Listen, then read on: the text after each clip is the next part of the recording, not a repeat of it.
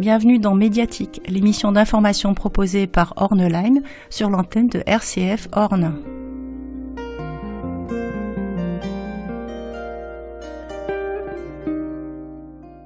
Nous écoutons aujourd'hui la suite de l'interview d'Hélène Dubois, la maman du petit Jules, atteint d'une forme sévère de la maladie de Lyme.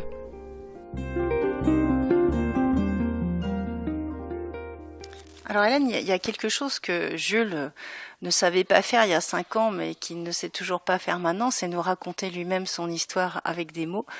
Par rapport au langage, est-ce que le Dr Bock aux États-Unis pense qu'il y a possibilité pour Jules de parler un jour, ou pour l'instant il n'en parle plus ? Alors, le Dr Bock avait déjà peur au départ, il y a 2 ans, de ne pas arriver à lui sauver la vie. Au niveau du langage, ça aurait été la cerise sur le gâteau. Maintenant qu'il a vu qu'il a pu lui sauver la vie et que les traitements marchent, il est confiant, mais il a déjà vu aussi des cas similaires d'enfants dans des états assez sévères, mettre de nombreuses années avant de développer le langage. Chez Jules, on a retrouvé des sons déjà au niveau de la voix, on a des petites bribes de mots, mais on en a 2-3, maman, non, papa, des choses comme ça. Mais c'est pas un langage vraiment facile pour lui. On voit qu'il produit de très gros efforts, qu'il force beaucoup sur sa voix, et on sait qu'au niveau de son cerveau, il y a de nombreuses atteintes. Au niveau des traitements proposés par le Dr Bock, on sait qu'au niveau handicap, plus l'enfant est pris tôt, est pris jeune, et meilleurs sont les avancements, les résultats. Ils peuvent améliorer jusqu'à 80% du handicap. Il faut savoir que lorsqu'on est arrivé, il nous a dit tout de suite, il était plus que temps que vous veniez, parce que Jules a déjà 8 ans, et c'est déjà un âge avancé, et vous le savez par rapport même à sa santé, il n'aurait pas été bien loin de son espérance de vie, et il aurait continué à être de plus en plus handicapé, développant des surdités, de la cécité et d'autres handicaps moteurs. On va parler de l'école. Jules va à l'école, il aime l'école. Concrètement, comment ça se passe pour lui dans ses journées à l'école ? Alors, il a des horaires adaptés, il a des enseignements adaptés, il suit son groupe classe qui le connaît depuis la maternelle et qui l'accueille avec toujours autant de bienveillance.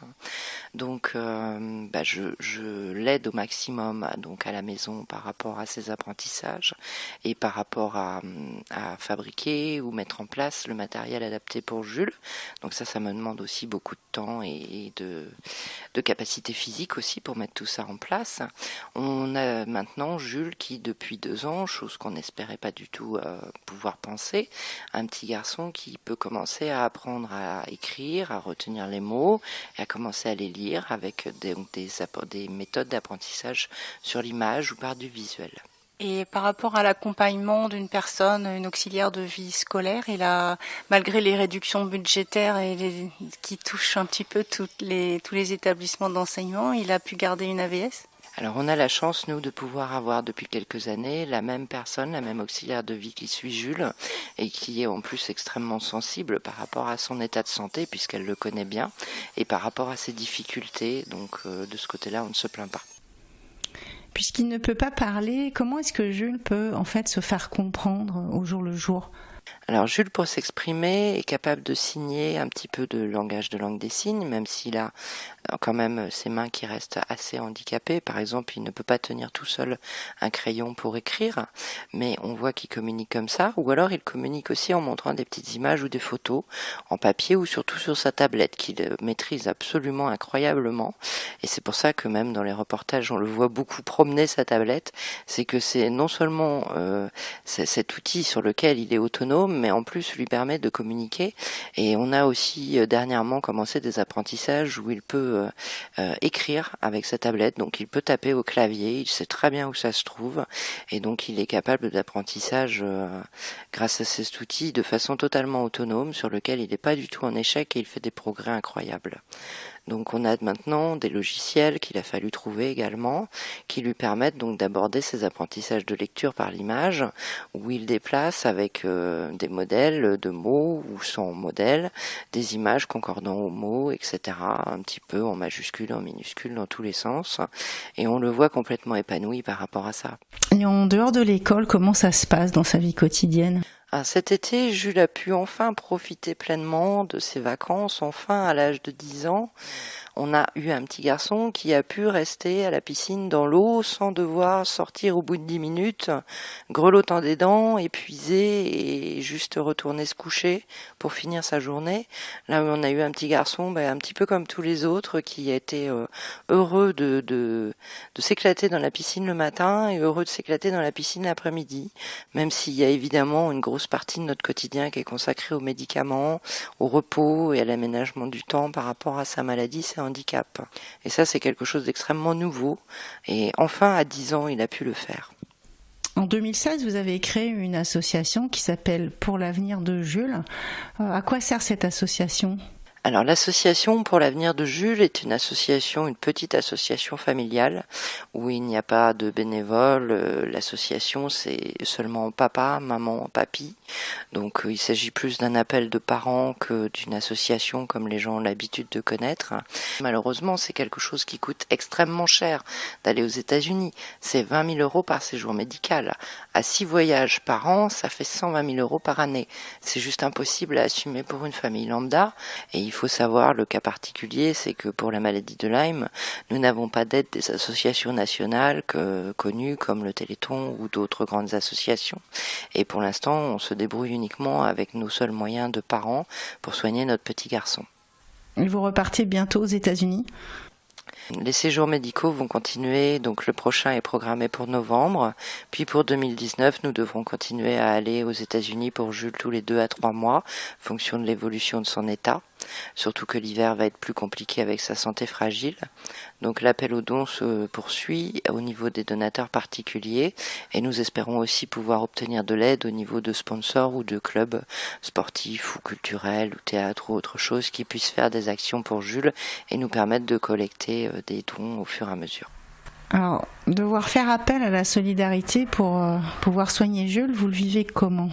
C'est quelque chose qui nous est difficile en tant que parents de devoir appeler à la solidarité et d'appeler aux dons parce que au-delà des réactions face à nous par rapport à notre enfant, nous avons cette pression de savoir que si nous ne trouvons pas les financements, nous ne pouvons pas soigner notre petit garçon. Et les réactions sont diverses et variées. On voit autant des messages de soutien, de solidarité, de gentillesse, que des messages d'indifférence ou même de rejet, parce que les gens sont blasés également de devoir soutenir absolument toutes les causes dont on entend parler tous les jours. Il faut savoir aussi que derrière cet appel à solidarité, il y a des petits gestes du quotidien qui sont absolument incroyables et qui nous touchent énormément, comme par exemple venir nous chercher à l'aéroport de façon bénévole lorsque nous sommes bien fatigués du retour du voyage et bien éprouvés par tout ce qui a été fait pendant cette semaine de soins. Et au niveau de notre petit garçon, sa fatigue est intense et donc c'est quelque chose de très appréciable. Il y a également, on pense spécialement aux collègues de mon mari, donc du papa de Jules, Fabrice, qui se mobilise depuis 2 ans déjà, parce que seuls les congés annuels de mon mari n'y suffiraient pas pour permettre que son papa soit au moment des voyages à nous accompagner, ce qui est absolument indispensable parce que avec un petit garçon handicapé, pour faire autant d'heures de vol et autant d'organisation entre les valises et l'aéroport, c'est très compliqué. Et puis un soutien également du fait qu'on soit tous les 2 parents présents à ses côtés au moment de soins qui sont difficiles. Et toutes ces petites choses-là, c'est sourire quand on croise des gens, des remerciements, quand on nous dit c'est en découvrant l'histoire de votre petit garçon que je me suis intéressée plus à cette maladie et au danger d'une éventuelle piqûre de tique ou d'insecte. C'est quelque chose qui nous soutient et qui nous rend notre dignité de parents par rapport justement au fait qu'on ne soit plus considérés que comme des piques-assiettes.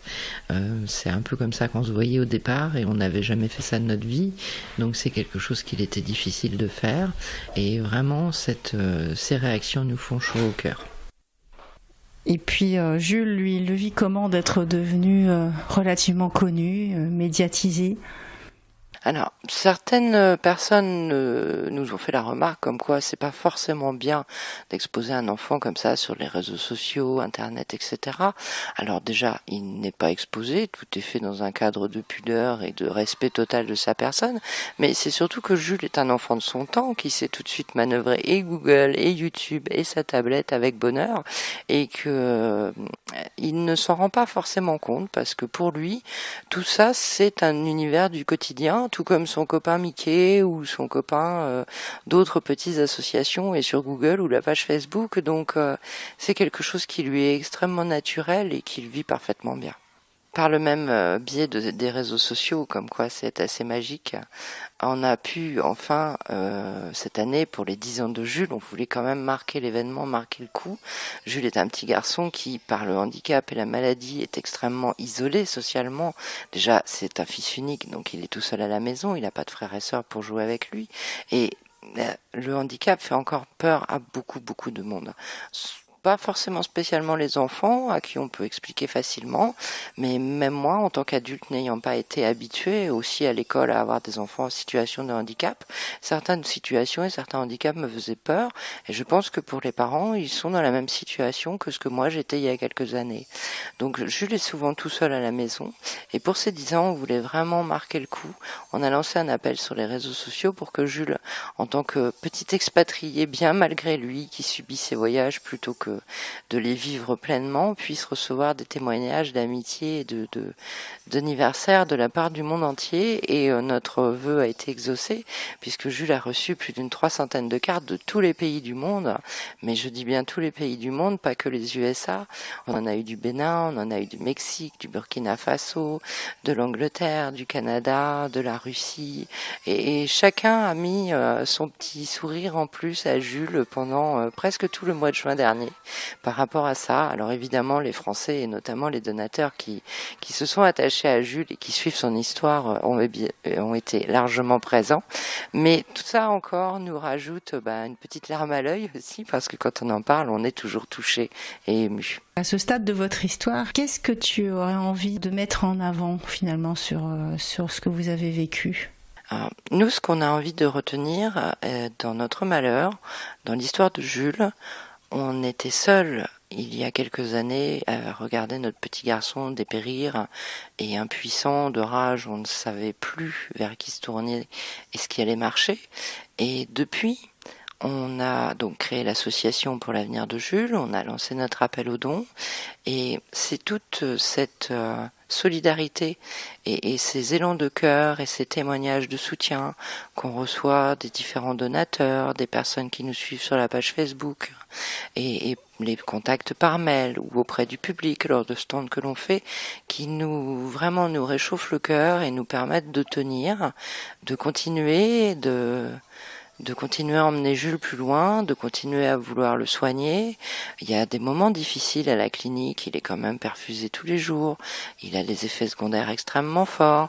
Il y a des moments où nous, parents, sommes tout seuls, on ne parle pas forcément très bien l'américain, on a des fois le GPS qui nous plante en pleine campagne, on a des moments où on ne sait plus où on est, ce qu'on fait et comment intervenir.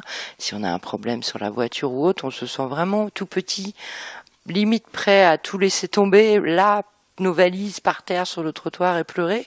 Et c'est vraiment tous ces messages et tous ces gens qui sont venus nous soutenir avant, qui ont fait des dons, qui ont mis des petits mots, qui ont dit c'est beau ce que vous faites, bravo, continuez. Et on voit que Jules, il va mieux, qu'il évolue, son sourire et tout ça nous réchauffe le cœur et nous permet de tenir. Ça nous apporte l'essence à notre moteur et c'est quelque chose qui est absolument incroyable, qu'on n'avait jamais eu à rencontrer auparavant, parce que c'est quand même une histoire particulière, celle qui arrive à Jules, et c'est vraiment le positif, c'est qu'on fait des rencontres extrêmement importantes au niveau humain, on est extrêmement enrichi.